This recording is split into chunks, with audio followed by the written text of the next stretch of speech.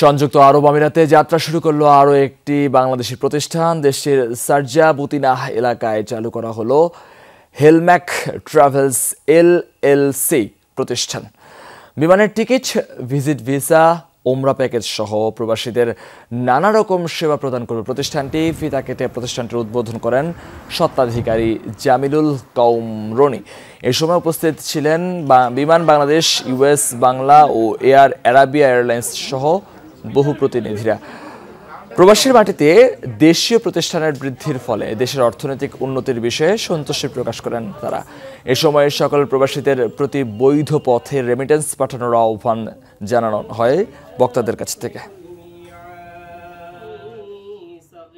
আমরা হেলম্যাক ট্রাভেলসের একটি ব্রাঞ্চ আজকে এখানে শারজাহ বুতিনাতে ওপেন করেছি, যেটি আমাদের 7ম ব্রাঞ্চ, এবং আমরা এই পর্যন্ত বিভিন্ন এয়ারলাইন্সে জিএস এর অনুমোদিত হয়ে, আইআটা অনুমোদিত হয়ে বিভিন্ন এয়ারলাইন্সের ডাইরেক্ট সার্ভিস দিয়ে থাকি। কৃষি প্রতিষ্ঠান হিসেবে হেলম্যাক ট্রাভেলস অনেকটা বিশ্বস্তার সহিত কাজ করে আসছে। এই হিসেবে বাংলাদেশিরা আসলে এখানে ব্যবসা প্রতিষ্ঠান নিয়ে সুন্দরভাবে কাজ করে আসছে এবং ভালো সেবা দিয়ে যাচ্ছে।